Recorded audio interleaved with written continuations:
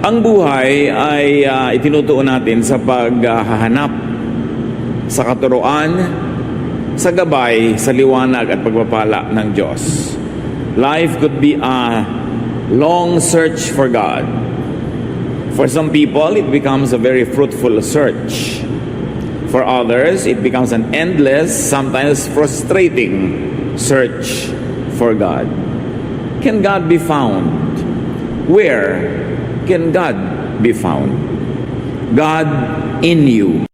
Ang pamagat ng ating pag-aaral. At nawa tayo'y buhusan ng Panginoon ng iba yung pagpapala at magpakilala siya ng mas malalim na paraan.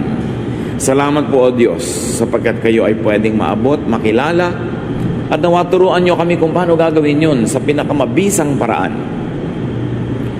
Sa ngayon, kami Panginoon ay nagtatapat sa iyo ng aming mga kasalanan. Patawarin niyo po kami sa aming mga pagkukulang sa inyo at sa aming kapwa. At nawa Panginoon ang inyong pagpapatawad, ang siyang magpagaling sa amin, ang mag-alis ng mga bigat sa aming puso, ang humawa ng aming daan at magpaliwanag sa aming buhay. Teach us, heal us, empower us. We ask you to be our speaker, O God. Nobody else, just you.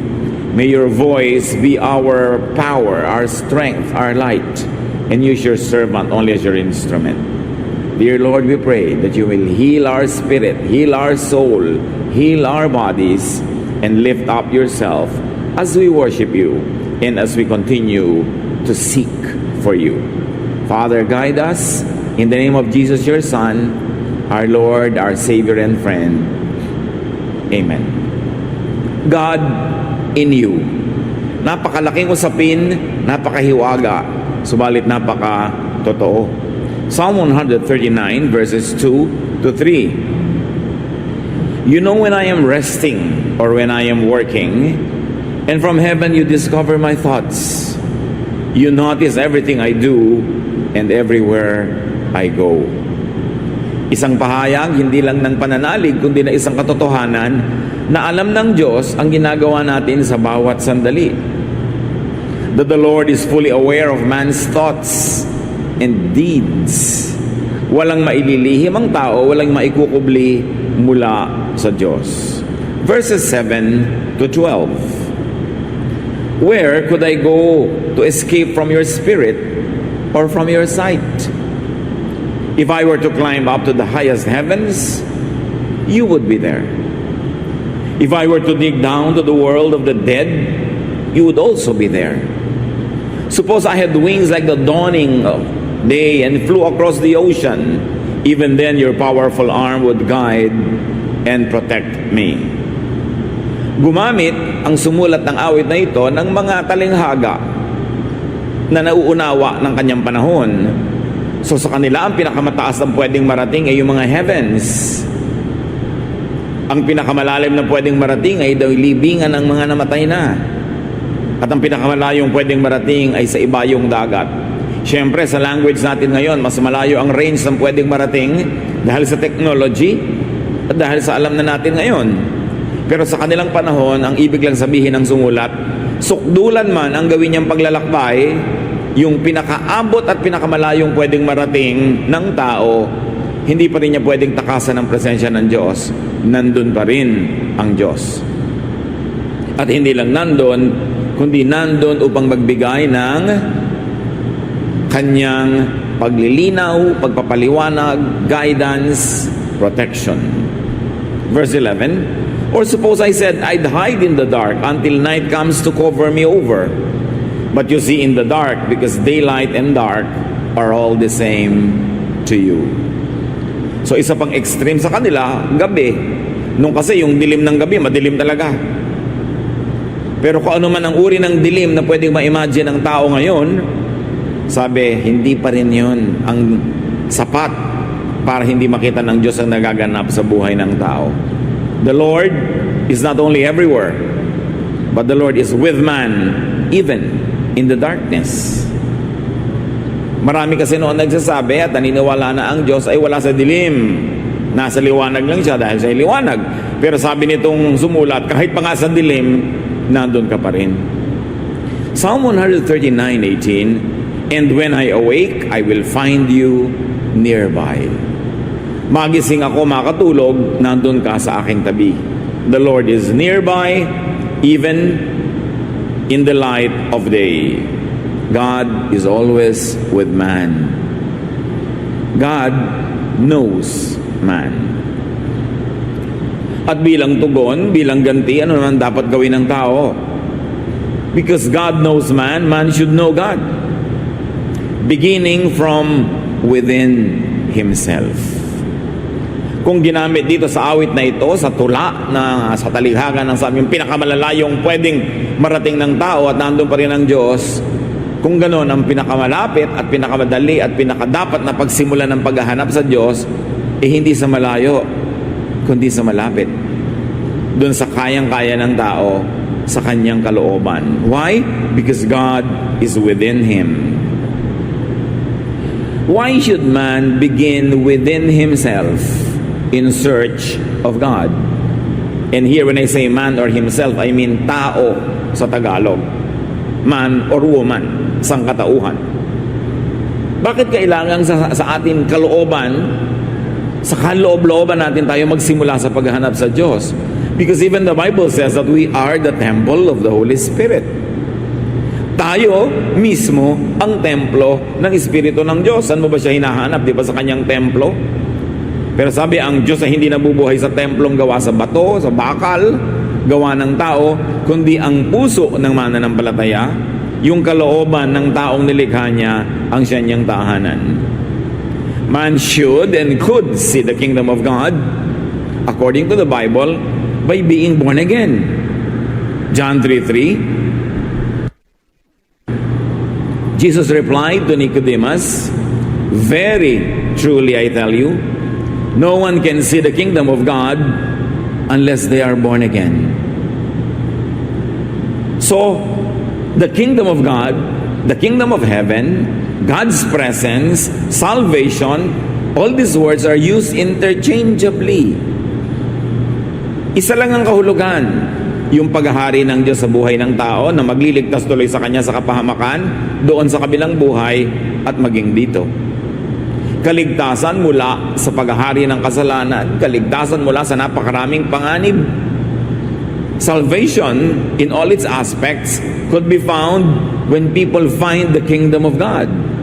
And Jesus says that for you to find the kingdom of God, you have to be born again. Born again means seeing the kingdom of God.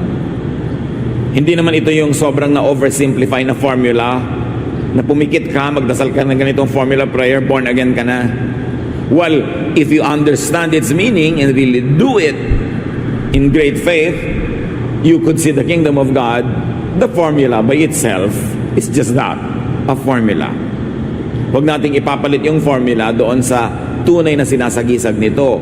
Malalim na pagkaunawa sa Diyos. Kaya tuloy nakikita mo siya, nakikita mo ang kanyang kaharian, hindi ng physical na mata, kundi ng ating puso. If you have to see the kingdom of God, God and the kingdom of God is in man, what should you do? You should travel inwardly. Luke 17:21, Jesus says, "The kingdom of God is within you." Bakit niya sinabi yun? Sabi niya, huwag kayong maniniwala pag sinabing, ayan na, nando na ang kingdom of God, nasa desyerto, huwag kayong pumunta. Pag sinabing nandoon sa loob ng bahay na yun, huwag kayong pumasok. Pag sinabing nandoon sa ganung lugar, di nyo kailangan habul-habulin. Sabi niya, dahil ang kaharian ng Diyos ay nasa sa inyo. Ang paghahari ng Diyos ay suma sa inyo. Ang tunay na templo ng Diyos ay kayo. Therefore, being born again means seeing the kingdom of God within you. Mahalagang usapin ito, mga kapatid, ating pagtuunan ng pansin. At huwag natin padaanin sa antok na hindi natin nadinig at naintindihan. That the kingdom of God is within you, not outside of you, not in the clouds. That the kingdom of God is rediscovering the image of God in you.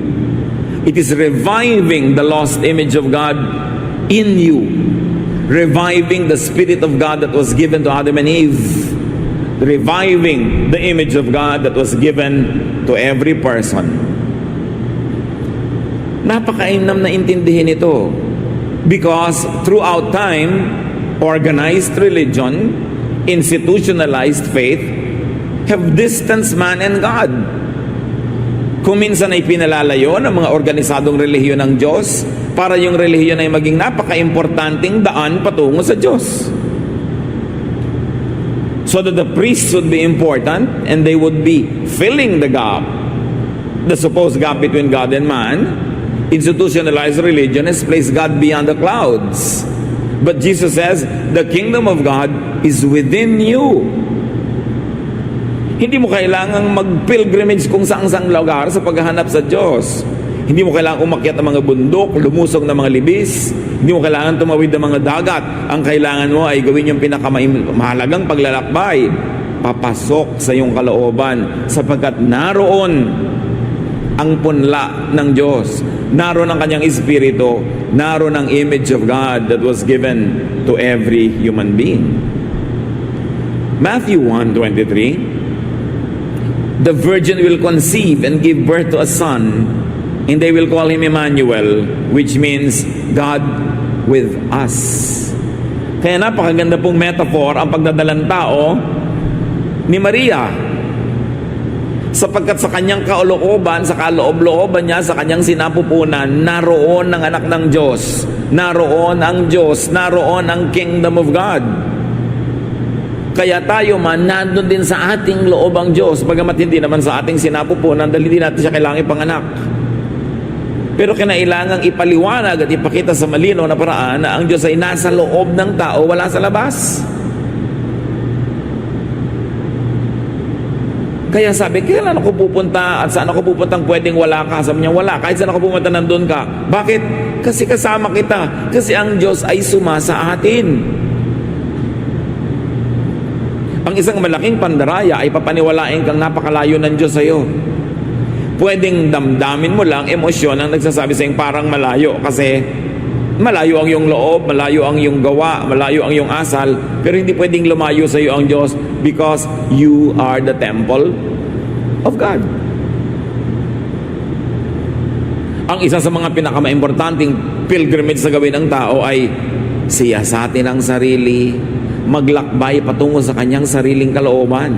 At sapagkat kahit pangamahal ay mas madali pa rin magpunta sa ibang lugar physically, sumakay ka ng vapor, sumakay ka ng eroplano, sumakay ka ng kotse, kesa maghirap kang maglakbay patungo sa iyong sariling kalooban na hindi na-develop ng taong gawin kasi umasa na lang siya ng umasa sa mga outward rituals, umasa ng umasa sa mga physical activities, sa pag-attend ng mga events, sa paghahanap sa Diyos. Kaya naman maraming tao, kung minsan nauubos na ang buong buhay sa pag-attend ng kutakot-takot na religious activities, di pa rin matagpuan ng Diyos kasi hindi niya ginagawa yung pinakamahalaga, hanapin sa kanyang kalooban, sa kaibuturan ng kanyang puso. God returns to be in you, to be with you. That the most important journey is going back to yourself, to your inner self. To be born again is to return to the Spirit of God in you. Kaya mahalaga na ang tao naggugugol ng panalangin na personal devotion, pag-iisip, pagmumuni-muni, pagbubulay-bulay. Dahil kapag ikay tahimik na narinig mo ang sarili mong utak na nag-iisip, kapag ikay nalayo sa ingay ng napakaraming taong nag-aagawan sa iyong atensyon at pagsunod, naririnig mo yung tinig na galing sa iyong kalooban. Kaya mahalaga yung pag-iisip, pagbibigay ng panahon na hindi ka laging busy. At ngayon, napakahirap gawin yan with technology. Ang tao minuminuto tumitingin sa cellphone kahit hindi tumutunog. Pagka napaupo kahit saan, tingin agad, send agad ng message, games agad. Walang panahon sa sarili. Walang panahon na makipag-usap dun sa Espiritu ng Diyos na nasa sarili Kasi kung kani-kanino nakikipag-usap na malayo. Kaya nga kuminsan kahit sa restaurant, kahit sa ang mesa, may 4 na taong nakaupo doon pero lahat nagte-text sa iba't ibang tao, hindi sila nag-uusap. Papalayo ng papalayo ang kausap, hindi nakausap tong malapit. Kaya may mga matitinong magulang, maraming ina, pag umuwi ang tatay galing sa abroad, nagtatrabaho, magbabakasyon, bawal mag-text ang mga anak. Habang nandito ang ama nyo, walang magte-text-text. Walang maglalaro sa computer. Walang magpe-Facebook. Asikasuhin yung makipagkwentuhan sa tatay nyo o sa nanay nyo. Kasi nga, ang layo ng kausap, yung malapit, hindi makausap. Ganon din ang institutionalized religion na kung ano-anong ginagawa para kausapin ng Diyos pero walang oras mapag-isa. Walang oras na mag-reflect. No time for devotions, for reflection. It is in quietness that we will hear the silent voice of God. So man can know God by knowing himself and others. Maraming mga ganyan, Lord, let me know you. Let me know you. Yun ang laging prayer. Kung masasagot lang siyang, you want to know me? Know yourself because you were made in my image. Paano po yung kapitbahay ko? Ibang-iba yung pagkatao nun. That kapitbahay of yours is also made in my image. Kilalanin mo rin siya. Di ang dami-dami niyo pong images. Of course, kasi ginawa ko kayong lahat. So kung mayroong 7 bilyong tao sa planeta, mahahanap mo yung imprint ng Diyos sa bawat isa sa kanila. At kung naging 9 billion pa yan, 10 billion, hindi mo pa rin kayang ubusin ang facets of God because God is endless, eternal. Kaya kailangan kilalanin ang sarili. Genesis 1:27, so God created humans to be like Himself. He made men and women. Nakita nyo, ipinaliwanag pa, He made men and women. And at the same time, both the man and the woman are in the image of God. So, kaya babae ka, kaya lalaki ka, image ka ng God. Ano man ang iyong gender, ano man ang iyong age, ano man ang iyong race, image ka pa rin ng God. So, lahat tayo, pag pinagsama-sama, dumarami ang pagkaunawa natin sa Diyos. Kaya may taong ang galing-galing niyang gumuhit, galing sa Diyos yun. Meron ang galing-galing sa math, meron ang gift niya, kumanta, merong tumugtog, meron ang gift niya, tumulong. Lahat yan ay galing sa Diyos. That's why to see God in others is one of the greatest discoveries. There is one God but different creations. Many creations with differences. But everyone is created by God. Walang kinreate si Satan. Satan only comes to steal, kill, and destroy. Everyone is created by God. Psalm 24:1, the earth is the Lord's and everything in it, the world and all who live in it. So kahit yung taong hindi mo masyadong gusto, nilikha din yun ng Diyos. Yung mga talent na hindi mo alam at hindi mo hilig, gusto rin yun ng Diyos. Ibinigay lang niya sa ibang tao. Kaya ang paghahanap sa Diyos ay hindi sa mga ibabaw ng mga banal na bundok. Hindi sa mga yungib-yungib. Hindi sa mga doktri-doktrina. Hindi sa mga activities ng simbahan lamang. Kundi sa pagtitig sa kapwa-tao, sa pagtitig sa sariling kalooban, at makikita mo ang magagandang mga katangian ng Diyos na nandun, nakikilala mo ang Diyos. Men were created to be like God despite gender differences like Adam and Eve. Despite all other differences. Despite even theological differences.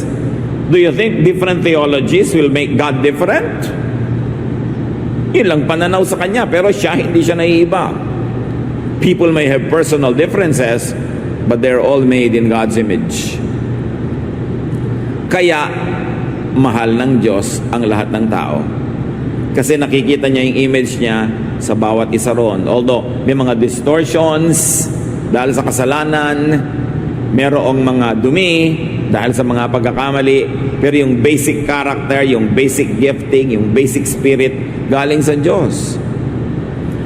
At paano natin mamamahal ang kapwa pagka lang nakita na natin yung image ng Diyos sa Kanya. So in people, God has many images, not just one. There could be many faces, facets, and manifestations of the same God. Kaya makita nyo, pati yung pagkakakilala at pagpapakilala ng mga great Bible characters sa Diyos, iba-iba. Parang iba yung God of Adam, yung character niya, napaka mapagpatawad. Tuwang si Cain, nagkasala na, binagyan pa niyang tatak to protect him. Yung God of Noah naman, nagparusa sa iba at si Noah inalagaan. Yung God of Moses, may kahigpitan. Pagka hindi ka sumunod sa mga instruction, bigla ka na lang namamatay. But the God of Jesus and the God that Jesus presented is a God who is a friend of tax collectors and sinners. A God who forgives. A God who allows the underclass, those who are downtrodden, to be in the inner circle of Jesus. Hindi magkakaibang Diyos yun, kundi magkakaibang pagkakakilala ng mga Bible characters sa the same God. Therefore, magkakaibang pagpapakilala. Kaya makikita natin, halimbawa, pagka si Paul ang sinunod mo, ang kanyang mga pagkakakilala at pagpapakilala sa Diyos, mas mahigpit siya kaysa kay Peter. Yung iba namang mga disciple, mas mahigpit pa kay Jesus. Pag kami ayaw makinig, gusto nilang paulan na ng apoy. Kasi iba-iba ang pananaw nila sa iisang Diyos, pero iisa ang Diyos. Even in the giving of gifts, 1 Corinthians 12:11, all these are the work of one and the same Spirit, and He distributes them to each one just as He determines. So walang competition. Pagka sa palagay mo, yung mga taga-Sunday school ay kakompetensya ng taga-choir, hindi mo pa nakikita na sila man ay gift ng Diyos ang kanilang ministry at nasa kanila rin ang imahe ng Diyos. Pag sa tingin mo sa ibang preacher ay kalaban mo siya, hindi mo pa nakikita God in that person. Kaya nga maraming religious quarrels and wars Kasi nga kulang tayo sa inward journey at kulang tayo sa paghahanap sa Diyos dun sa tao. Hinahanap lang natin kung minsan sa statement of faith, sa doktrina, sa costume, sa suot, pero hindi dun sa kaloob-looban niya. God is with you. Instead of always reaching out to the stars and to the heavens, instead of reaching out far away from yourself, you should journey into yourself. Paano po yung ginagawa? Hindi itinuro in a manual-like manner sa Bible. Kanya-kanyang sikap, kanya-kanyang paghahanap nung daan na yun na sinasabi ni Jesus. Sabi niya, maluwag yung daan patungo doon sa kapahamakan, masikip yung patungo doon sa buhay na walang hanggan. Kailangang hanapin mo yon. The most that religion can give you is some guidance, but it is a personal journey. Kaya hindi tayo dapat laging umaasa lang sa religious leaders, sa pastor, sa priest, sa kung kani-kanino. Kailangan meron kang sariling pakikipagniig sa Diyos. Sariling pag-aaral ng salita ng Diyos, sariling pananalangin, at makakadevelop ka ng sarili mong style kung paano mo lalaliman ng pagkakilala sa Diyos sa pamamagitan ng pagkilala at pagtanggap sa sarili at sa kapwa. Habang hindi mo tinatanggap ang iyong sarili at hindi mo tinatanggap ang iyong kapwa, ay tinatanggihan mo rin yung Diyos kung saan after that person was made. Kaya ang tinuturo lagi, love others. But only those who truly understand it can appreciate loving others. That what you love in others is the image of God in them. That what you reject and hate in others could be the image of God in them. Mainam na pag-isipan ito. Find the image of God in you and in differentness, in uniqueness. Do not always reject and dislike whoever and whatever is different from you. Because God is a God of variety. God is not a God of sameness. So reflect. Quietly travel into your soul, into your spirit, into your person. Pero hindi mo pwedeng magawa yan na nagka-Candy Crush. Hindi mo magagawa yan na naka-Facebook ka lagi, na laging may games, laging may kausap. Kasi ang hindi mo napapansin ang sarili mong espiritu. So spend enough time alone with yourself. At kung may regalo kayo mga kapatid na marapat ibigay sa sarili, ay panahon. Bigyan nyo ng mas maraming panahon ang inyong sarili. Kaniig kasama ang Diyos. You don't always have to fill every blank time with companionship, with activity. Do not mistake activity for achievement. It is in non-activity that we could be quiet enough to hear God. Huwag kayong humiga kung kailan lang talagang pagod at antok na. Maglagay kayo ng oras para sa pananalangin, sa pag-iisip, at kung minsan, sa hindi pag-iisip.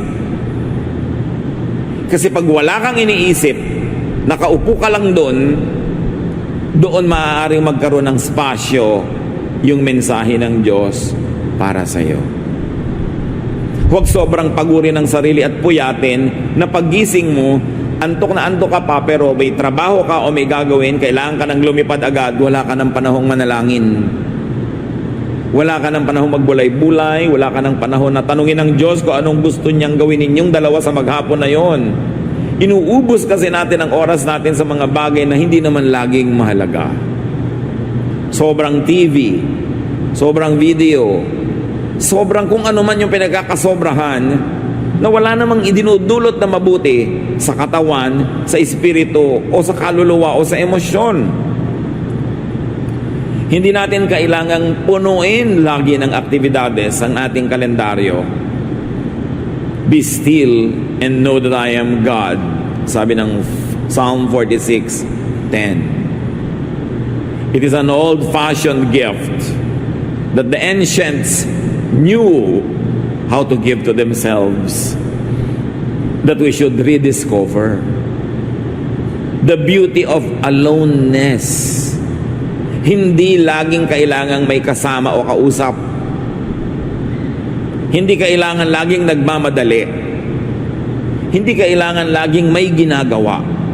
Alam niyo nung araw, ang mga ninuno natin, marunong. Halos bawat bahay may silyon o may duyan.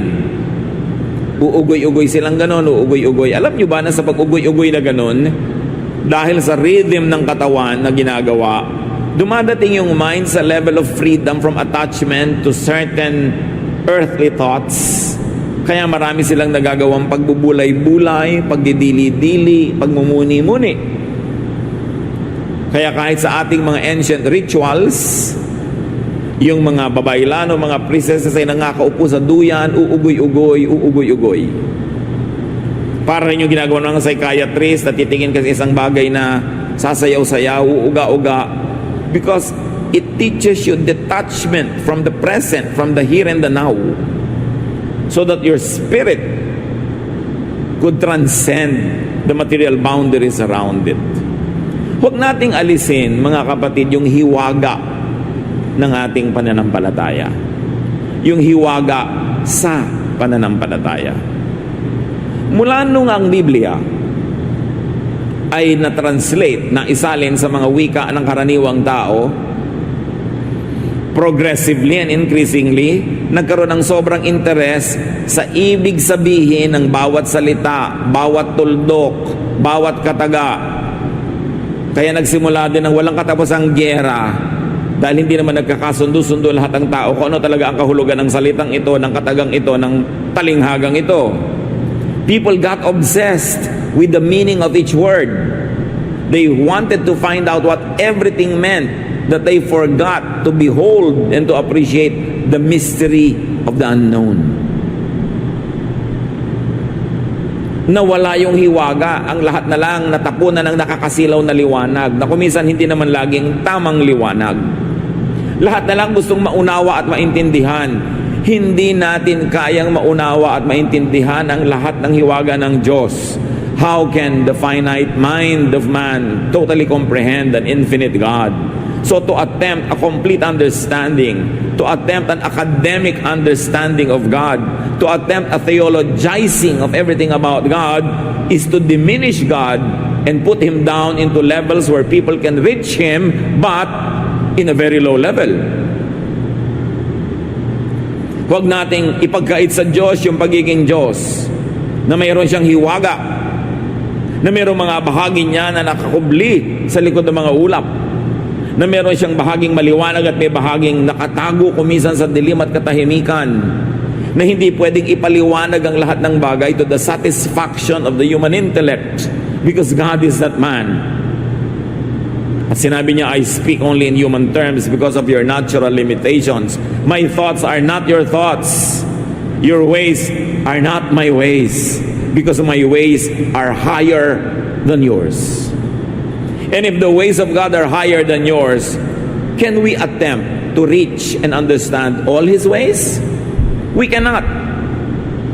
Kaya kuminsan lahat ng tao ay tinatanong, kahit sa Facebook where I do counseling, Pastor, pwede po bang gawin to ng Christian? Pwede po bang gawin nyo? So, bakit ba kayo tanong ng tanong? Hindi nyo isipin, hindi nyo itanong sa Diyos, at hindi nyo rin sundin yung sarili nyong damdamin.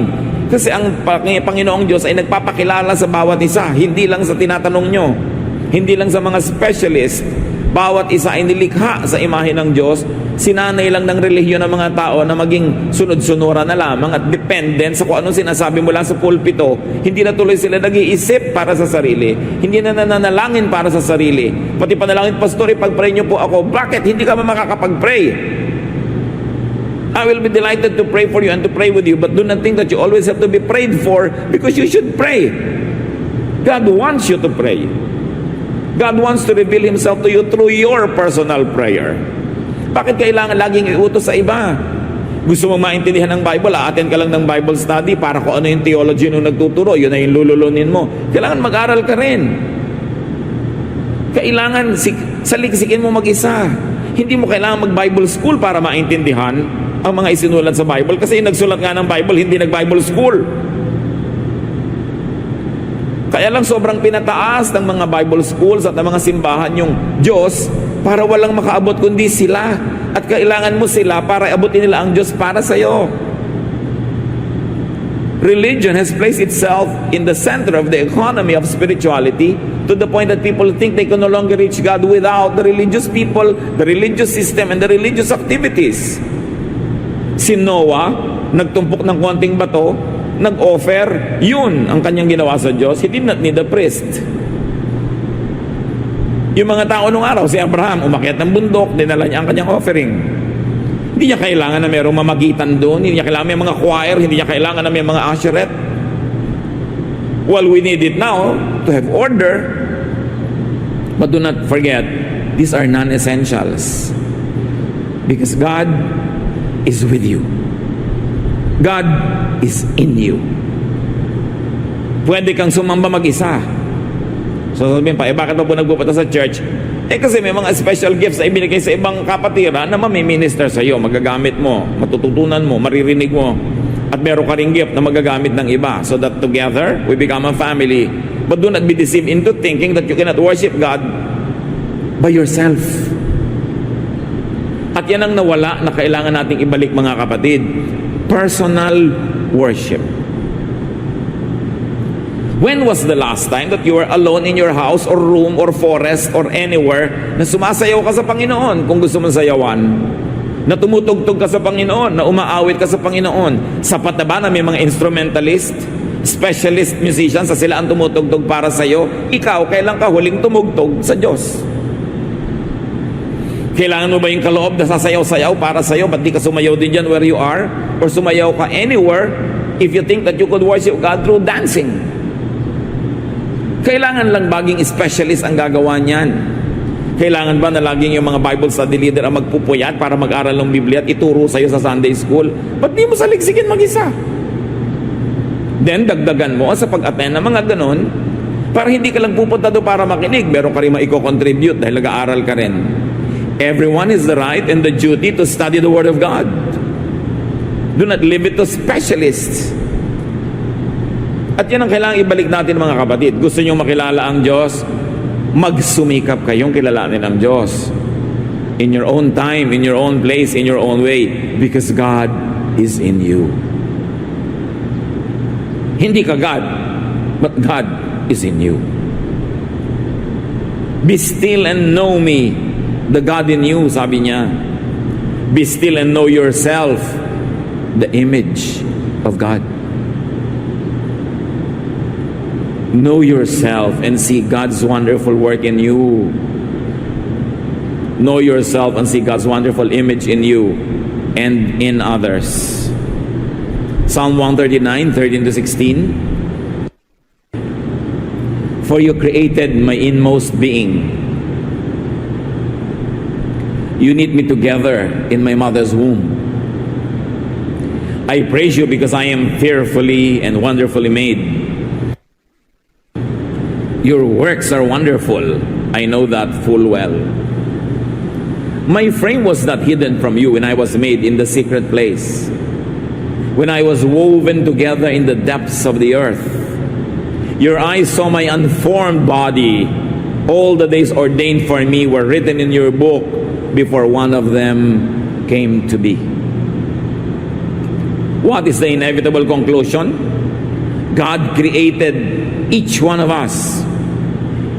God caused us to be created the way we were created. If you like to be scientific, even your genetic composition was made by God. Sa dinami-rami ng iyong lola at lolo on both on your father and mother's side, sa iba't ibang mga ugali, asal, talento ng kutakot-takot na mga ninuno mo sa iyong genetic pool, it is the Lord who decided na ang ilong mo manggagaling sa lola ng tatay mo, na ang kilay mo manggagaling sa ganung ninuno, na ang ganitong ugali mo, ang ganung pagtugtog mo galing kung kani-kanino, kasi ang dami mong pwedeng pagkunan. Kaya kahit magkakapatid, magkakaiba ng ugali, magkakaiba ng talento, dahil pareho nga ang tatay at nanay nila, pero sa genes, sa dugo na dala ng tatay at nanay nila, nananalaytay ang napakaraming mga dugo ng napakaraming iba't ibang mga ninuno. And you are not an accident. Nobody is an accident. Everybody is wonderfully made. Kailan kaya natin maintindihan yon? Kailan mo maintindihan, kapatid, that you are wonderfully made, at hindi lang yan pang-uto? Kasi if you were a mistake, sino nagkamali? Di ang Diyos? At kailan natin maintindihan na hindi lang tayo ang wonderfully made, kundi pati yung kapwa natin, pati yung kapwang hindi natin kamukha, pati yung kapwang ayaw natin, Diyos pa rin ang gumawa sa Kanya. Kailan lalawak yung pag-ibig natin beyond the self, but to embrace and love God who is in everybody. Kaya mag-ingat-ingat din tayo kuminsan, kasi pag sobrang relihiyoso ang tao, wala siyang ginawa kundi maghampas sa sarili, wala siyang ginawa kundi self-flagellation, self-bashing.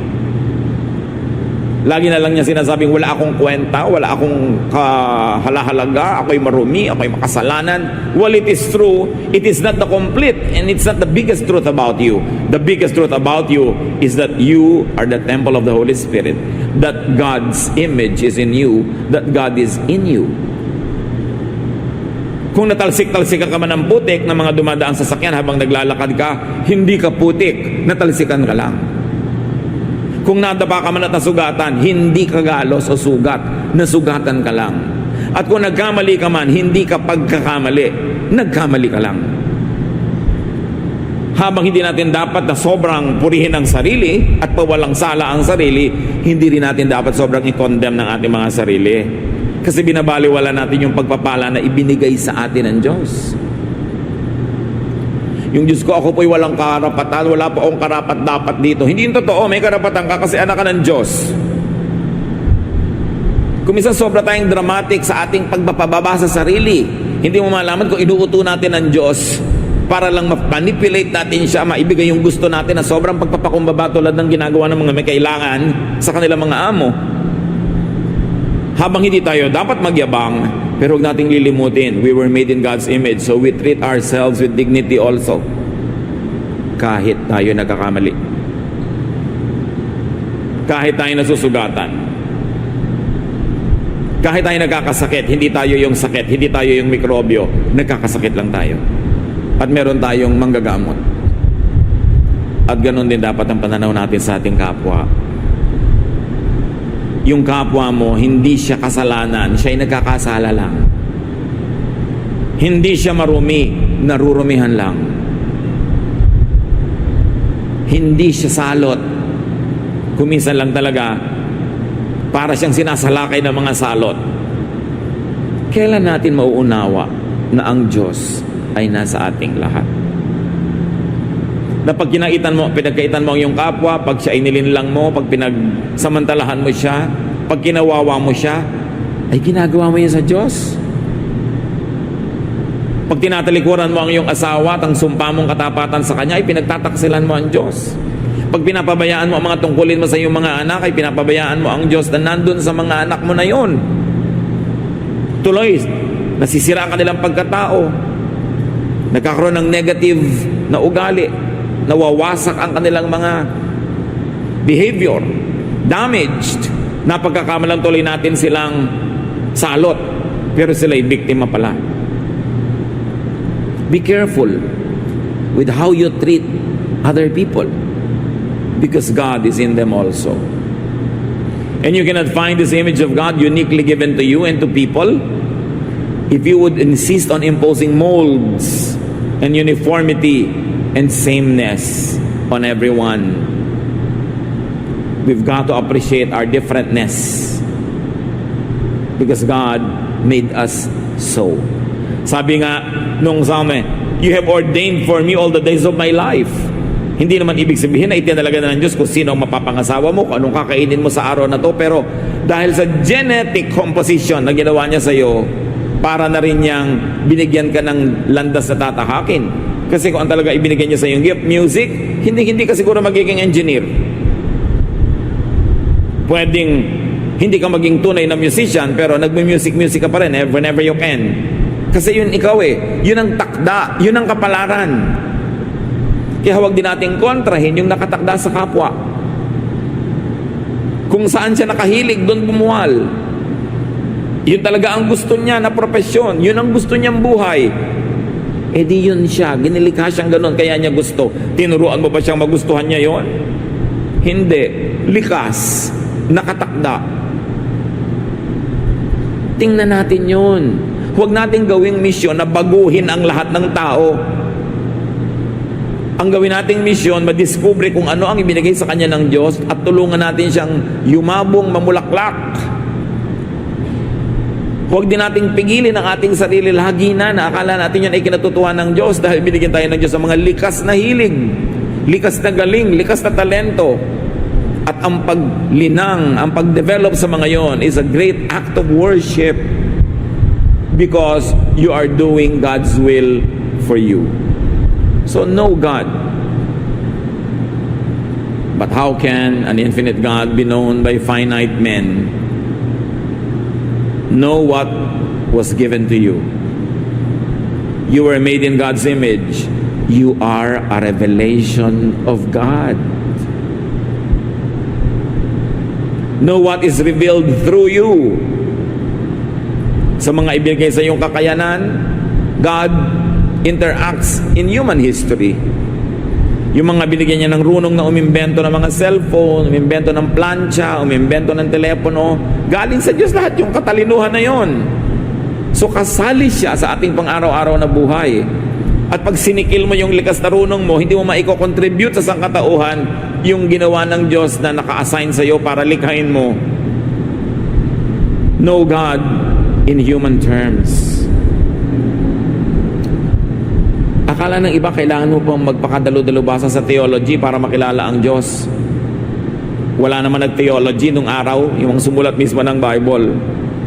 Kilalanin mo ang Diyos in your language, in your context. in your experience. Hindi lang sa mga seminaryo nagpapakilala ang Diyos. Hindi lang sa mga pulpito nagpapakilala ang Diyos sa iyo. Sa araw-araw na buhay mo, kasama mo siya. So makinig ka. Maging sensitive. Know God in your terms. Because God will not reveal to you what is beyond you. Hindi naman ipapaabot sa iyo ng Diyos yung hindi mo abot eh. So saan mo makikilala at paano mo makikilala ang Diyos? Doon sa abot mo. Hindi mo kailangang magsikap na abutin yung hindi mo abot. Kasi abot ka ng Diyos. At kung nasa ang level ka, nandun ang level niya. No need to search far. Hindi kailangan mag-pilgrimage sa mga holy places. Walang ganon. May mga places lang na pinanggarihan ng mga historical events associated with religion. Pero walang holy land. Because you are the temple of the Holy Spirit, therefore you are holy land. You were created by God in God's image. Kaya hindi natin binabastos ang sarili. Because we are holy land. Huwag tayo magpadala sa mga marketing ng kung ano-ano mga religious activities para magbenta ng mga biyahe, mga pilgrimage at kung ano-ano.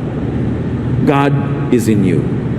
To accept God is to accept God's image in yourself and in others. So what is a foundational gift to yourself and others and to spirituality? To know and accept yourself and others. Kilala niyo na ba talaga ang sarili niyo, mga kapatid? O malapit na lang tayong gumraduate sa buhay na ito ay panay pa ang self-rejection, self-denial, na parang pagkakamali kayo ng Diyos. You are created wonderfully by God. See the wonder, enjoy it, and thank God for it. And contribute to our lives, to contribute to humanity, to society, by being yourself, because you are unique. Search for God. Bigyan nyo ang sarili nyo panangpuang na makilala pa ang Diyos sa loob ng sarili nyo mga ginagawa, sariling karunungan, sariling konteksto. Hindi nyo kailangan lumabas doon dahil nandun ang Diyos. Aming Ama, ipaunawa mo na sa amin ang mga matalinghagang bagay na ito. Mga bagay na hindi laging kayang ipaliwanag, pero Lord, let our faith operate. Turuan mo kami na to always want to intellectualize and to understand everything the way we read manuals. But teach us to behold you in your wonder, in your glory, in your revelation, and even in your secrets. Because secret things belong to you, O God. Teach us to just trust. Na mag-operate kami sa karunungan, mag-operate din kami sa intuition, sa pakiramdam, sa aming espiritu. Dahil kami ay body, soul, and spirit. Hindi lang body, hindi lang brain, hindi lang thought, kundi spirit din. Teach us to develop all the areas of our personhood, O God, and may we find you there, and may we find you in other people too. Pagbulay-bulayan pa natin, mga kapatid, na ilang saglit, hanapan ng application, how to find God in you. And one of the greatest signs of God's goodness to us is that God set us free through Jesus. Pinalaya tayo ng Diyos sa pamamagitan ni Jesus. Pinalaya mula saan? Para saan? Galatians 5:1, Christ has set us free. This means we are really free. Now hold on to your freedom and don't ever become slaves of the law again. Pinalaya na tayo ni Jesus, ang ibig sabihin talagang totoong malaya na tayo. Panindigan, panghawakan ang kalayaang ito at huwag nang mamuling magpaalipin pa sa kautusan o sa batas. There is freedom because of Jesus. Freedom for what? And freedom from what? Para saan? At yan ang ating pag-aaral, laliman, taasan ng pagkaunawa kung paano pinalalaya ni Jesus ang mga mananampalataya. Freedom in Christ. Yan ang pamagat ng ating pag-aaral. Salamat aming Diyos sa kalayaan, at ngayon humihingi kami ng karunungang maunawa ang kalayaang ito para saan, para kanino, bakit kami pinapalaya. Turuan niyo po kami, kayo po ang siyang magbukas ng aming isip, magpataas ng aming pangunawa, at ang kalayaan niyo kumilos sa aming kalagitnaan para ang lahat ay tunay na makalagan ng mga hindi kailangang tali at makalabas sa mga kulungang di naman kailangan. Salamat, Ama. Palakasin niyo pong aming katawan, isip, emosyon, espiritu, at lalo namin kayong maunawa at masundan. Sa ngalan ng iyong anak na si Jesus, itong aming dalangin, humihiling na kayo lang ang maging tunay na tagapangaral. Tinig niyo lang ang tunay na marinig at gamitin niyo lang ang lingkod niyong kasangkapan ng inyong pagtuturo. We ask you, Father, to bless your people and lift up your name in the name of your Son, our Lord, our Savior and friend, Jesus. Amen. Yan ang tema ng sinulat ni Paul sa Galatians, kalayaan ng mga mananampalataya. Palibhasa, si Pablo ay nagturo ng kalayaan sa pangalan ni Jesus at napatalikod lang siya, ay nasingitan siya ng ibang mga mangangaral na pilit na ibinabalik yung mga Christian Galatians sa mga batas at kautusan at mga tradisyon ng Israel. Kaya si Pablo ay hinayang na hinayang at lungkot na lungkot, and up to a point ay galit na galit dahil siya ay siningitan ng mga nagtuturo na ibinabalik yung mga malaya na kay Jesus sa mga gapos, sa mga kulungan ng tradisyon at ng mga batas. Isa sa mga laging pinag-uusapan noon ay ang circumcision. Ang mga Hudyo kasing lalaki ay sinicircumcise, at ngayon nire-require nila ang maging Kristiyano, kahit hindi Hudyo, kahit Gentile, na kailangan magpa-circumcise din. Kailangan maging Jewish ka muna bago ka maging tunay na Kristiyano. At hindi ito ang turo ni Paul, at ikinakagalit niya ang pagkalat ng katuruan na ito sa church sa Galatia. Galatians 5:2-4. I, Paul, promise you that Christ won't do you any good if you get circumcised. If you do, you must obey the whole law.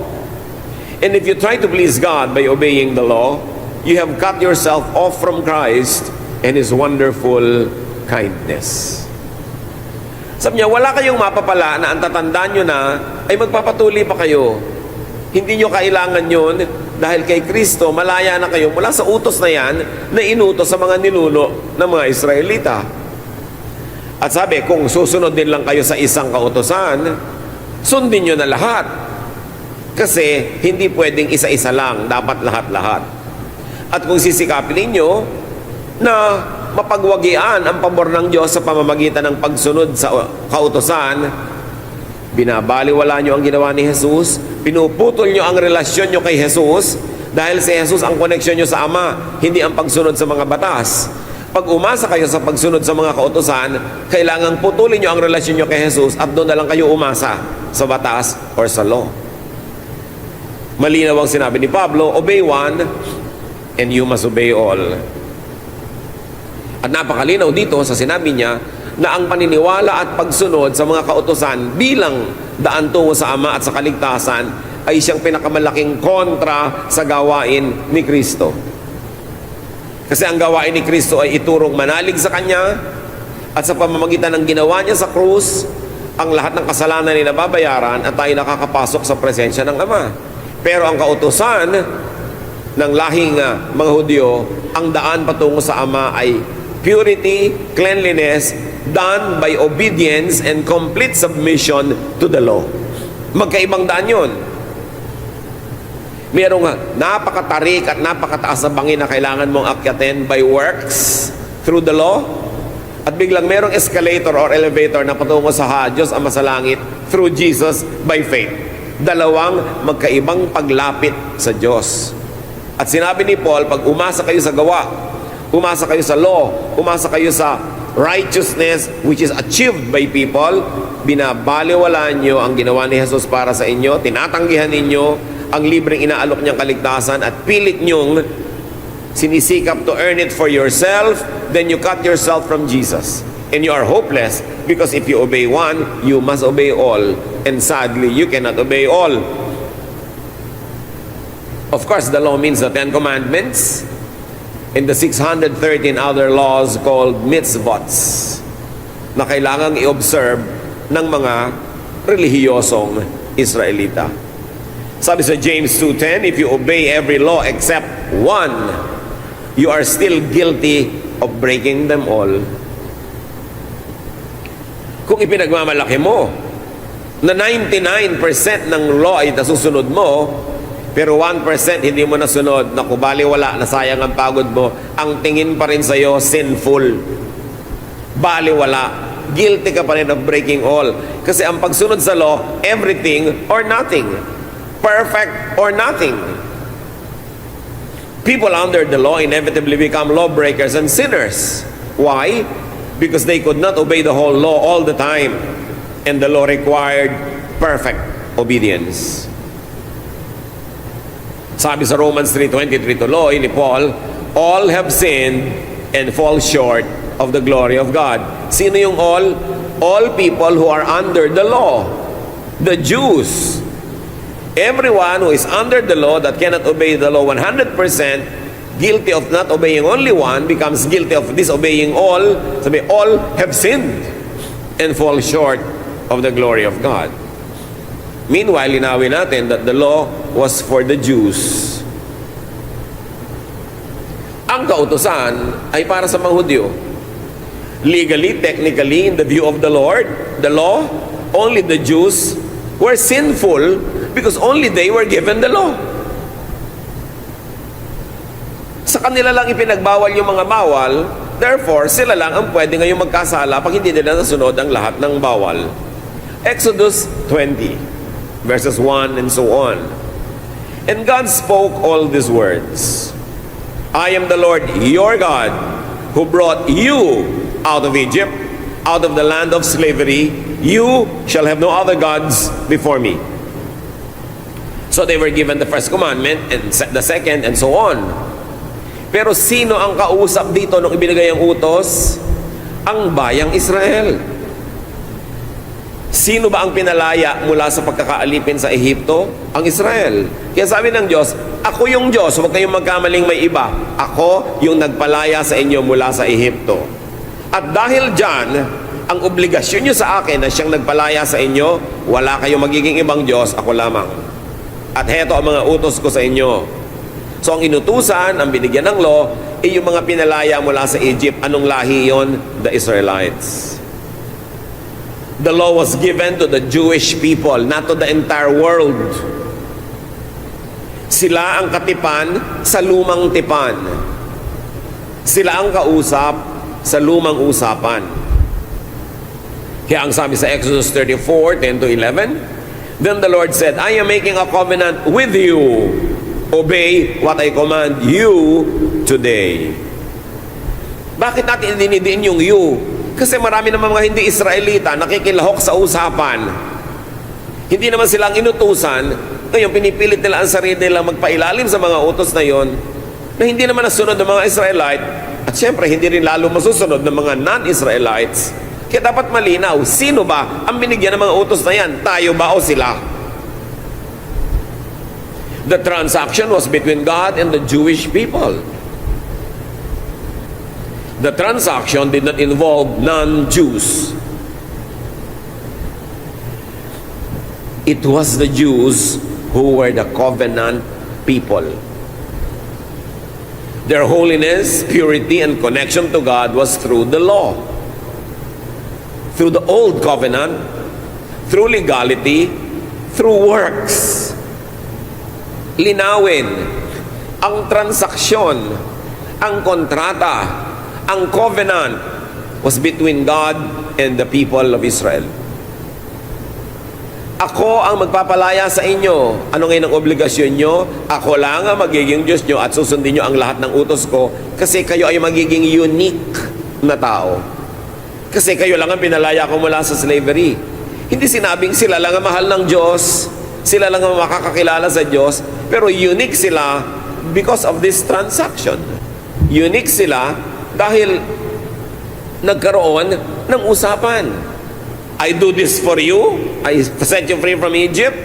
You do this for me. You obey these laws. You separate yourself from the rest of the world, not because you are the only ones who are the children of God, not because you are the only ones who will be favored by God, but because you were the only ones who were set free from slavery. Kaya special ang usapan, but unique to the relationship between God and the Israelites. Kaya ang sabi sa Leviticus 20 verse 7, dedicate yourselves to me and be holy because I am the Lord your God. Ako yung nagpalaya sa inyo, walang iba. May pananagutan kayo sa akin, dapat niyong sundin ang lahat ng ito. Meanwhile, the Jews were unable to make the law really work. They were unable to really obey the law. The Jews were unable to become holy because of the law. Sabi ng Diyos, kayong bayan na pinalaya ko mula sa Israel, kailangan maging banal kayo. At ang paraan sa kabanalan ay ito. Sundin nyo ang lahat ng batas na ito. Ganito kayo maggugupit ng inyong patilya. Ito ang kakainin nyo, ito hindi nyo kakainin. Huwag kayong gagawa pag Sabbath. Ito hindi nyo pwedeng gawin, ito pwede nyo gawin. Ganito, ganyan, ganyan, ganyan. Yon ang paraan para maging katanggap-tanggap sila sa Diyos. Pero sa kanila yon ibinigay. At dahil sa dami na idinagdag nila, ang ibinigay lang naman ng Diyos yung 10 utos dinagdagan ng kanilang mga pare, ng kanilang mga religious leaders, ng kanilang tradisyon ng 613 other laws called misbots, governing every detail of life. Naging part na yon ng usapan na susundin nila bilang isang bayan at wala namang makatupad. Kaya dahil sa batas na ibinigay sa kanila at sa karagdagang mga batas na ipinasa nila sa kanilang mga sarili, naging guilty tuloy silang lahat dahil di naman nila makaya. Romans 3:10, as it is written, no one is righteous, not even one. Meaning, no one is righteous when measured by the law. Not one will pass the test. Romans 3:20, for no human being will be justified in his sight by works of the law, since through the law comes knowledge of sin. Sabi niyo, hindi niyo na kaya. Therefore, walang makararating sa Ama sa pamamagitan ng paraan ng mga Jews, sa pamamagitan ng kanilang pagsunod sa mga batas na hindi naman nasusunod lahat. Walang makakarating sa Ama sa pamamagitan ng mabubuting gawa, ng hindi pagkain nito, ng pagsusuot ng ganon, sa ganitong tamang gupit ng buhok. Hindi yan ang daan patungo sa Diyos. You will fail. Kaya nung ang mga naging Kristiyanong Hudyo, dahil may mga Hudyo hindi naging Kristiyano, nanatiling Hudyo, nire-require nila na ang mga Gentile or non-Jews na naging Kristiyano ay magpaka-Hudyo rin. Anong sabi ng kanilang leader? Acts 15:10, now then, why do you try to test God by putting on the necks of Gentiles a yoke that neither we nor our ancestors have been able to bear? Nagtatalo-talo yung mga Jewish Christian leaders. Dapat ba o hindi dapat napilitin pa ang mga hindi Jew na magpaka-Hudyo, sumunod sa kanilang mga utos at tradisyon, tulad ng magpa-circumcise, tulad ng huwag kumain ng ganito, tulad ng ganito dapat, ganun. Sabi ng leader, bakit nyo ginagalit ang Diyos? Sa pamamagitan ng pagpipilit na ipasan at ipulupot sa leeg ng mga Gentiles na hindi naman Hudyo ang mga batas ng Hudyo na pati tayong mga Hudyo ay hindi naman nakasunod. Why are we requiring them to obey laws that we ourselves nor our ancestors were able to obey? And then, kaya napakaganda ng ministry ni Jesus. Dahil pagod na ang mga Hudyo sa pagsunod sa mga batas, hirap na silang magpanggap na nakakasunod, at doon sa nakakaya nilang sundin ay sobra talaga silang napapagod. Anong bigla ang sabi ni Jesus sa Matthew 11:28-30? Come to me, not to the law, all of you who are weary and burdened by the law, and I'll give you rest. Take my yoke upon you, not the yoke of the law, and learn from me, not from your laws. For I am gentle and humble in heart, not like your Pharisees, and you will find rest for your souls. For my yoke is easy and my burden is light. Itong kapahingahan na iniaalok ni Jesus ay hindi yung akala ng maraming kapahingahan mula sa kasalanan ng sanlibutan, mula sa pag-inom, sa paglalasing. Although, naibibigay yun ni Jesus. Pero ang tinutukoy dito ay kapahingahan sa pagod na relihiyoso. Yung pagpapagod in a religious way. Yung pamamanata, yung pagtitika, yung pagtitiis, yung pag-aayuno, pagpipigil sa sarili, lahat ng pagsunod sa mga haba ng buhok, haba ng damit, doon pinagpapahinga ni Jesus yung mga Hudyo niyang kausap. Yun naman ang unang kausap eh. Later on, the message of Jesus was brought by Paul and the other apostles to the Gentiles. The same message, but the original recipients were the Jewish people. Sila ang pinagpapahinga ni Jesus mula sa kanilang pagiging mga pusakal na Hudyo. So pinakakapagod ang relihiyon. Pero hindi rin kayo nailalapit sa Diyos. Napipilitan lang kayo magkunwari, magbalat kayo. At yung mga konting nakakasunod, sa ilang nasusunod nila, nagiging mayabang at self-righteous at judgmental. Napakapangit ng nagiging bunga sa inyo ng inyong relihiyon. Kaya sabi ni Jesus, magpahinga na kayo mula sa lahat ng yan. At sinabi pa ni Pablo sa Galatians 3:10-11, For all who rely on the works of the law are under a curse. As it is written, Cursed is everyone who does not continue to do everything written in the book of the law. Clearly, no one who relies on the law is justified before God, because the righteous will live by faith. Sabi ni Pablo, lahat kayo na umaasa na makakarating sa Diyos, katutuwaan ng Diyos dahil sa pagsunod nyo sa mga batas ng Israel, ay kayo ay kumukuha lang ng sumpa. Isinusumpa ang sino man, no, na hindi perfectly makakasunod sa law. So ba't kayo doon susunod? Sabi niya, napakalinaw, walang sino mang umaasa sa law ang magiging katanggap-tanggap sa Diyos. Dahil ang tunay na tatawaging righteous o banal ay yung naniniwala kay Jesus. They will live by faith in Jesus, not by relying on their works in obeying the law. Kaya sa lahat ng gulo at hirap na ito ng Israel, enter Jesus. Pumasok siya bigla. The Jews who believe in Jesus are, by grace, freed from the law. They are freed from the covenant which they could not keep. Dapat nagpasalamat ang buong Israel nang dumating si Jesus. Dahil yung pagkakatali nila sa law ay nalagot. Ang pagpapakahirap nila sa pagsunod sa law para tanggapin ng Diyos ay pinadali.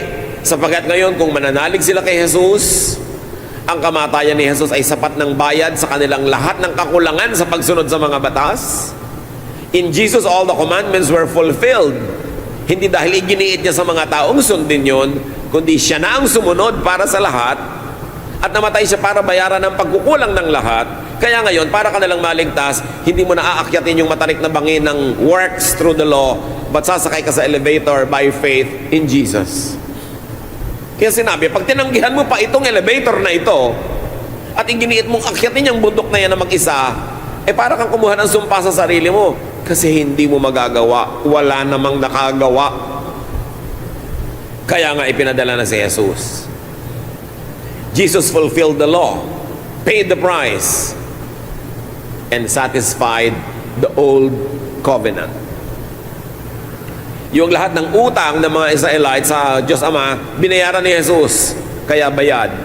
Kaya pwede sila ngayong makarating sa Ama sa pamamagitan ni Jesus. Sabi ng 1 Peter 2:24, He Himself bore our sins in His body on the tree or the cross, so that we might die to sins and live for righteousness.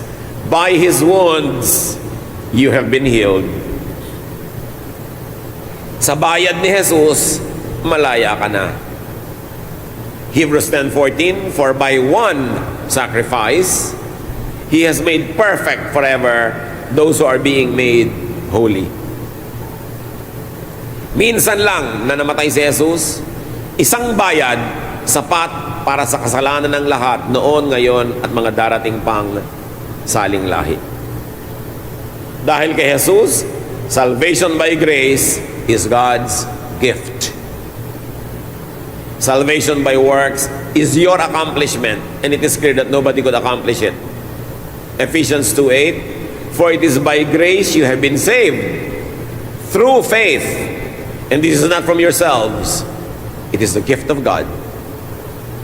Kaya nakakapagtaka na sa kabila ng linaw ng mga turo na ito, may naggigiit pa na kahit Kristiyano ka na, pag nagkasala ka na naman, nakakinulang ka, balik ka na naman sa impyerno. By one sacrifice, He has perfected forever everyone who believes. Paano ka mapapahinga kung sa takot mo nagkasala ka bukas, impyerno ka na naman? Hindi totoo may pahinga. Kaya ka napapahinga kasi umaasa ka hindi sa sarili mong performance, kundi sa perfect sacrifice of Jesus.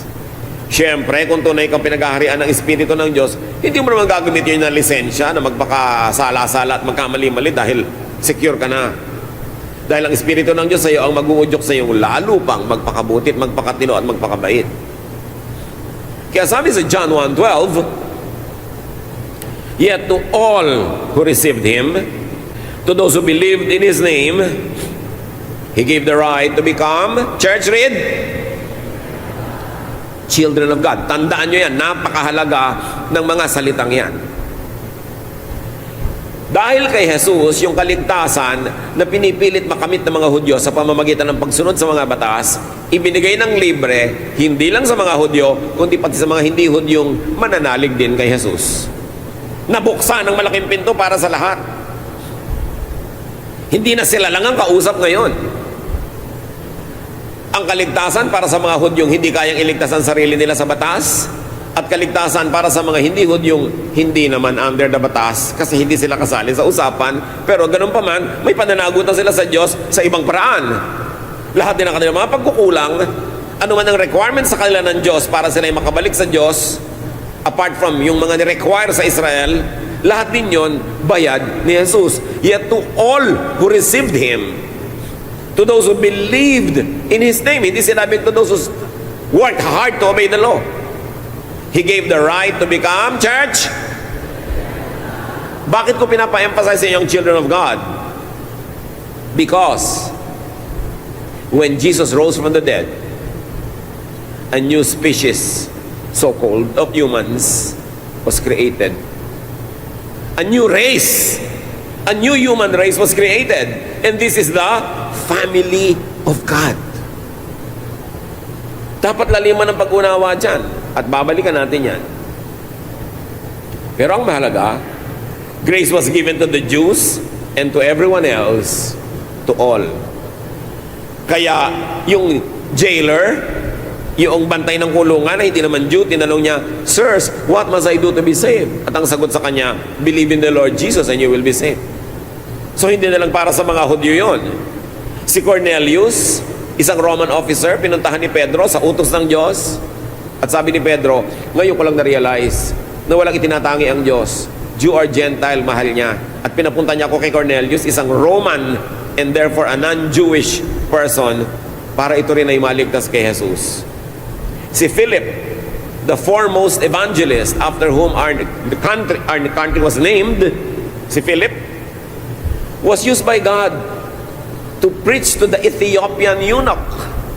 Una, hindi yun Jewish, Ethiopian nga, at eunuch pa considered unclean by the law of Israel. Pero siya din welcome kay Jesus. The Syrophoenician woman who pleaded for her daughter, una, sinubukan siya ni Jesus, sabi, ako ay para lang sa mga Hudyo.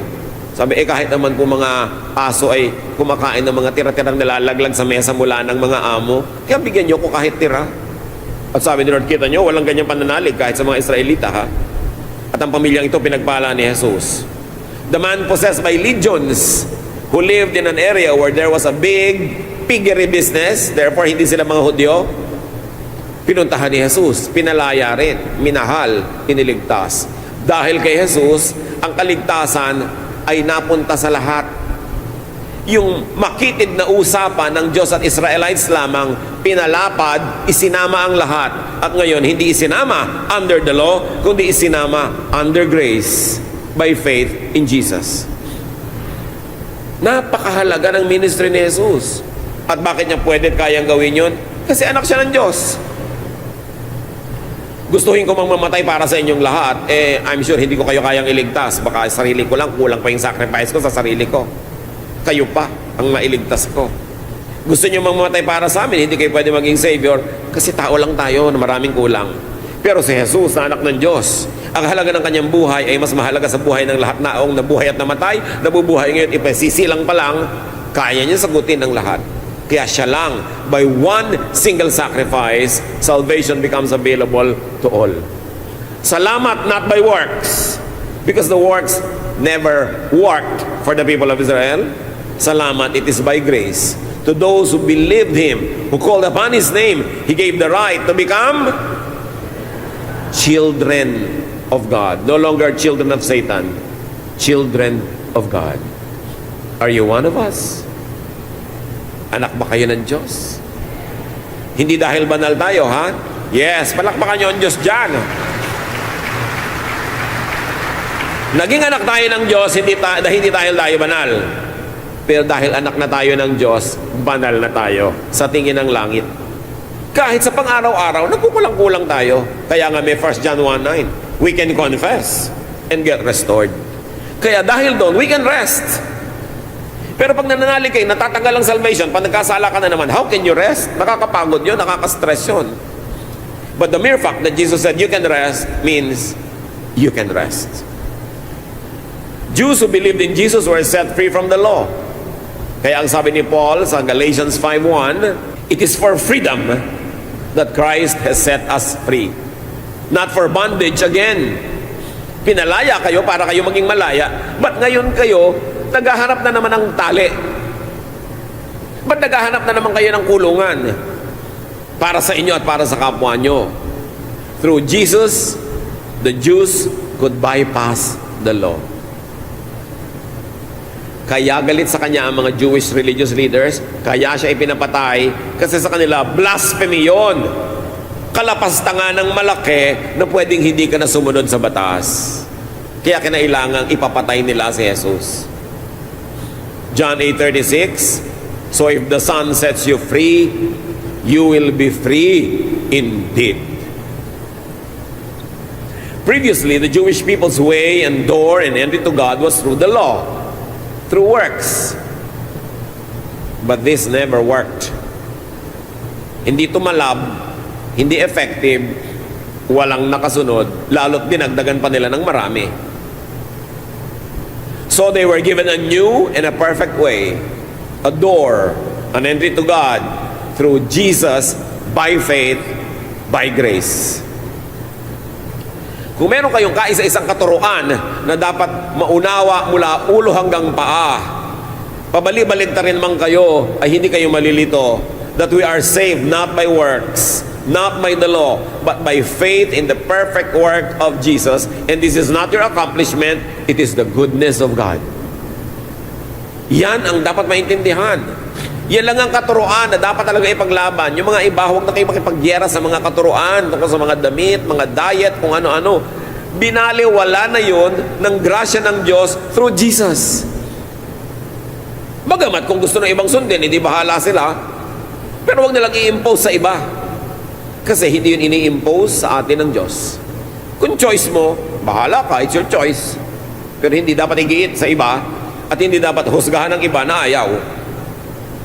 John 14:6, kaya naman nasabi ni Lord ng ubod ng linaw, I, not the law, am the way, and the truth, and the life.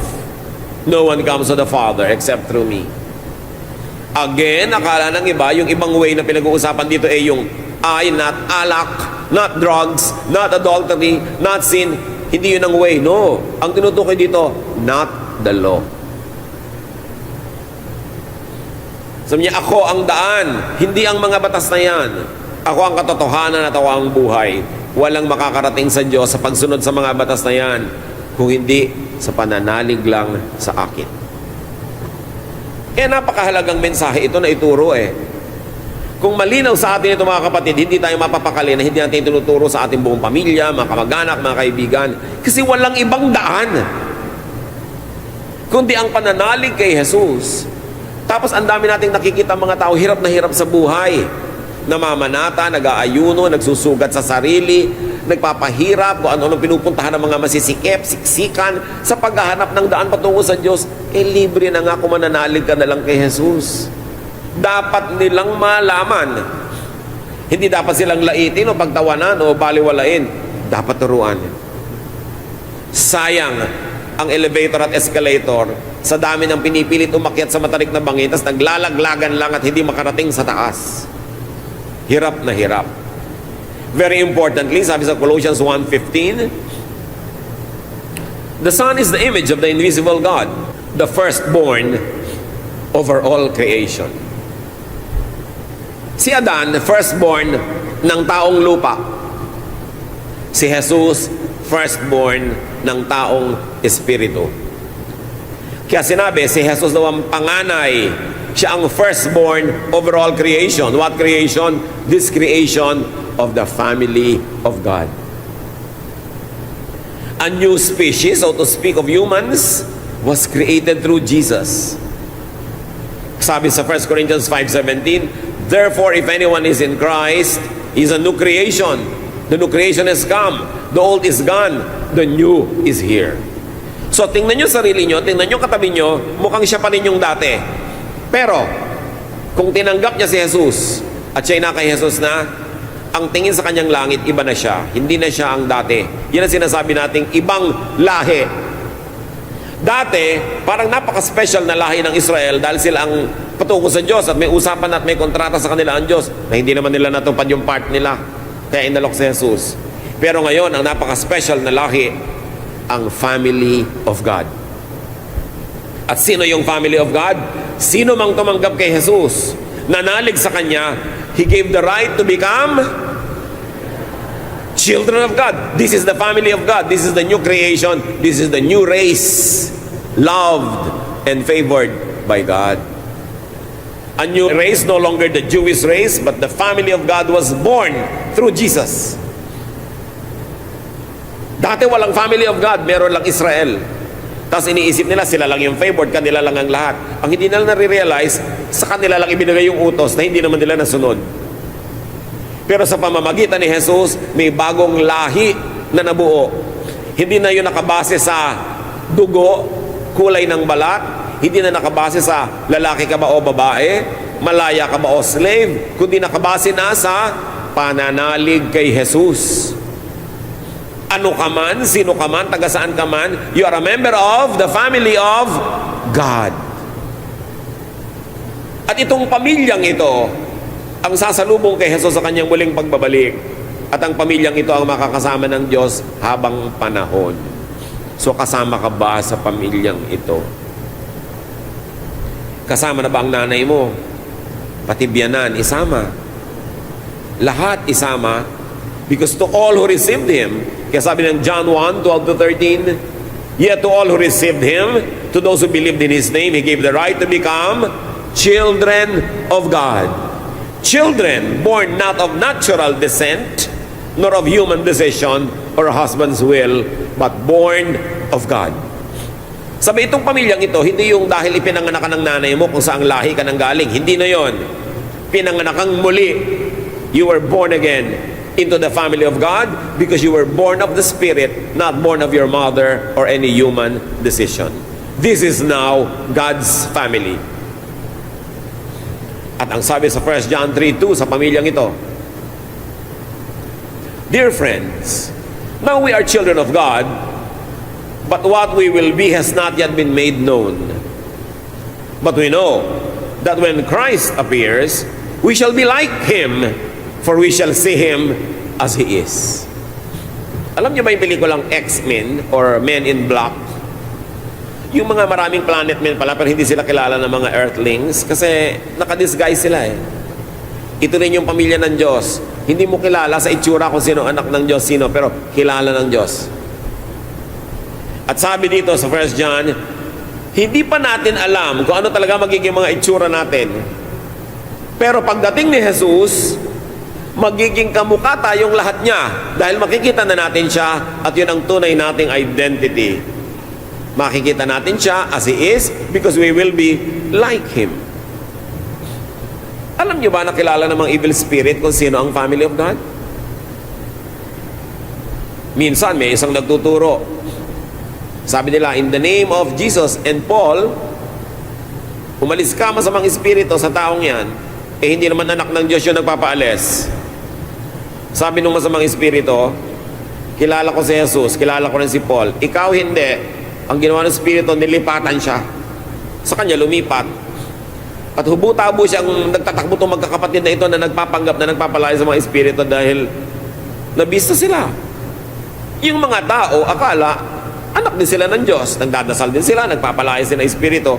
Pero kilala ng espiritu kung sino anak ng Diyos. Hindi pa natin kilala ngayon sa itsura kung sino ang mga kapatid sa Panginoon, pero alam yun ng Diyos.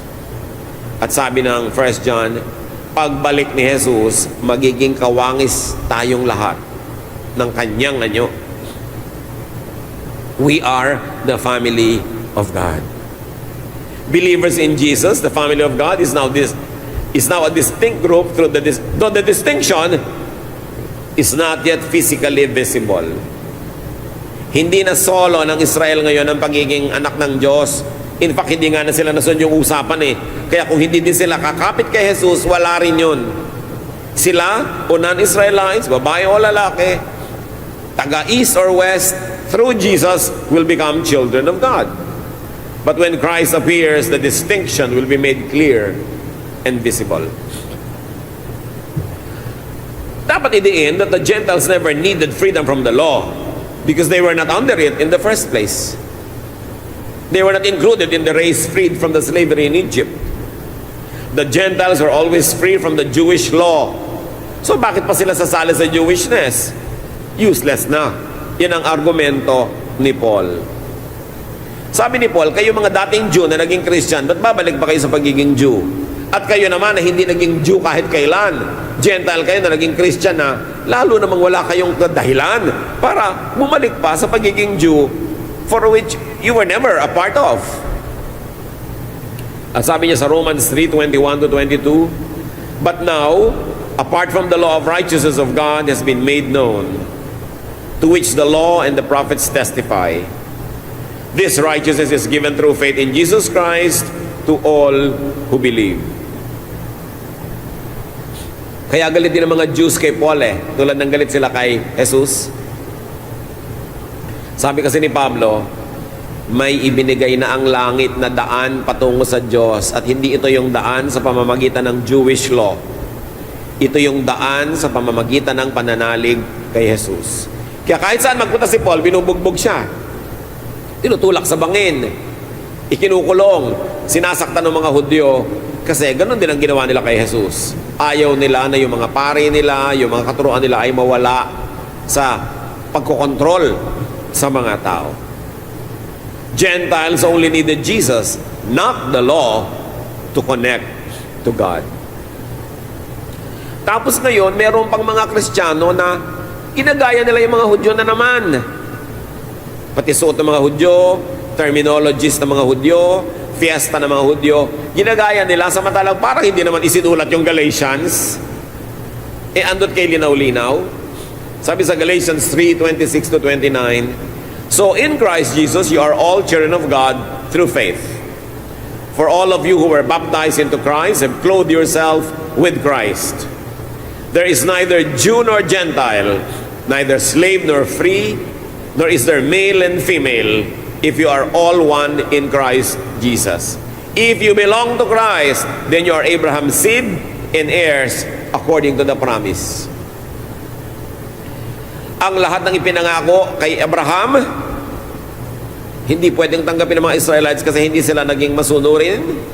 Ngayon ay ibibigay na sa mga hindi Israelites na mananalig kay Jesus.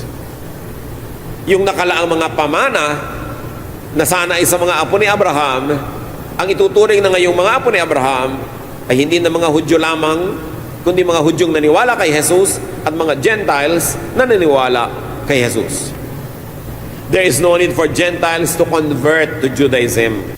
There is absolutely no need for Gentiles to imitate the Jews, to become children of God. Like the Jews who were set free by Jesus from the law and given only the law of love, Gentiles would also be governed by one law, the law of Jesus, which is the law of love. John 13:34-35. Ang linaw ng sabi ni Jesus, a new command. What kind of command? New. A new command. Ano ibig sabihin ng new? May bago na. Wala na yung luma. A new command I give you. Love one another as I have loved you. So you must love one another. By this, everyone will know that you are my disciples if you love one another. Dati, everyone will know that you are the people of Israel by what you eat, by what you don't eat, by what you do on the Sabbath, by the clothes you wear, etc., etc. Sabi, doon nakikilala ang mga lumalapit sa Diyos. Sabi ni Jesus, hindi na ganun. Ngayon, makikilala na ang mga tunay kong tagasunod kung sila'y maibigin sa pag-ibig nila sa kapwa at sa isa't isa. Makikilalang tama kang mananampalataya hindi dahil sa version ng Bible na binabasa mo. Hindi dahil sa iyong fashion or what you wear. Hindi dahil sa iyong diet. Makikilala ka dahil sa iyong pagmamahal sa iyong kapwa-tao. At sabi ni Jesus, kung merong dapat na identity ang mga mananampalataya, ito ang identity na mahalaga, that you love like I love. So the Jews who had become Christians would be foolish to submit themselves again to the law from which the original recipients had already been set free. Kaya ang sabi ni Paul sa kanila sa Galatians 3:1, you foolish Galatians, who has bewitched you? Sabi, kayo na mga Galatians, nagpapakahangal kayo, sino ang nangkulam sa inyo? At matapos ko kayong turuan ng salvation by faith, ngayon may nagturo, sumingit habang nakatalikod ako, that you should be Jewish, that you should be saved by works, at nanalig naman kayo, malaya na kayo, babalik kayo sa tali. Sabi niya, you are foolish, you Galatians, who has bewitched you? Galatians 5:1 and 4. It is for freedom that Christ has set us free. Stand firm then, and do not let yourself be burdened again by a yoke of slavery. You who are trying to be justified by the law have been alienated from Christ. You have fallen away from grace. May mga nagtatanong lagi, ano po ba yung mga kasalanan na walang kapatawaran? Ano ba yung mga paano how to fall from grace? Eto, sinabi ni Paul ang isang paraan. Pag binaliwala mo ang kaligtasang libre sa pamamagitan ng pananalig kay Jesus at iginiit mo na naman ang pagsunod sa mga kautusan ng Israel, you fall from grace. Nawawala yung pabor sa iyo ng Diyos. Sige, maghirap ka, magdusa ka, earn your salvation. Ganun ang mapapala mo, and you can never earn it. The Christian is free to do anything that Jesus does not prohibit. Bakit natin ito itinatanong? Kunwari kasi ang maraming Christian, free in Jesus. Saved by faith, not by works. But in actual practice, in many churches, sa oras na tanggapin mo si Jesus, ligtas ka na, ibabalik nila sa iyo ang lahat ng laws at dadagdagan pa ng iba. Kaya eto ka na naman, katulad ka na naman ng dating Israelite, nakatali, nakakulong sa isang katerbang laws. Dumadami pa tulad ng bawal magkulay ng buhok. Parang wala naman yata yan sa sinabi sa mga verses. Bawal maghikaw ang lalaki. Bawal maghikaw sa pusod. Huwag mag-anak sa binyag. Huwag pumunta sa namatay mong lola na merong misa dahil hindi ka member ng church na yon. Ang daming batas. Kahit nangingisay na ang mga kamag-anak ko sa probinsya, huwag kang a-absent sa Sunday school. Really? Siyempre, hindi ka dapat absent talaga sa mga trabaho ng church, lalo kung ikaw yung servant. Pero may mga excusable event naman. Dahil tayo na may malaya, hindi nga tayo tali. Nagpapakabuti ka, nagiging faithful ka dahil you choose to do so, not because you are compelled. Dahil malaya tayo kay Jesus. Ang natira na lang ng isang utos ay ano? Ano? Love. Ano yun? The Christian is free to do anything that does not contradict Jesus' only law, love. So bago mo itanong sa sarili mo, bawal po ba ito, bawal po ba yun? Itanong mo, pag ba ginawa mo yan, magiging unloving ka sa iba. Pag unloving, hindi, bawal. Eh di free na po ba tayo sa law? Pwede ko na agawin yung asawa ng kapitbahay ko? Teka, loving ba sa kapitbahay mo na agawin mo yung asawa niya? Hindi po. They against the law of Jesus yan. In that case, that old law still holds because it must apply in love. Eh wala na po palang batas, di pwede na ako magnakaw. Loving bang magnakaw? Hindi po. Eh di, hindi ka pa dapat magnakaw kasi kasali yan sa love. Pero yung, pwede ko po bang kulayan ng violet ang buhok ko? Teka, magiging unloving ka ba sa amin kung violet yung buhok mo? Hindi po. Eh yung pala, di kulayan mo. Kaya lang, huwag naman yung mukha kang bumangon mula sa hukay. So, pwede ko po bang isuot ito? Yung nakabulwak na po ang aking dibdib? Dahil hindi, wala na palang law. Loving ba? Na lalaki matuliro dahil nakita yung bumubulwak-bulwak mong dibdib. Hindi na sila makapag-concentrate sa pagdarasal. Hindi po. Eh, yung pala, so takpan mo. Ibig sabihin, lagi mong itatanong, is it loving? Hindi, bawal ba? Bawal ba? Dahil isa na lang ang inibinigay na utos eh, love. Ang totoo, ang daming utos yun, ha? Pero hindi mahirap sundin, hindi mabigat, magaan, at masayang sundin. Mga Kristiyano, magpaka-Kristiyano tayo. Huwag tayong sumunod sa mga Pharisees. Huwag kayong magsiksik sa mga verses ng mga Old Testament na tinuturoan kayong mambato ng may kasalanan, kahit mga verses ng New Testament na sabi ng mga tao, hindi naman sila si Jesus. Sasabi man, rebuke ka dito, magalit ka doon. Hindi na yung loving. Stick to the law of Jesus. Simplify the moral law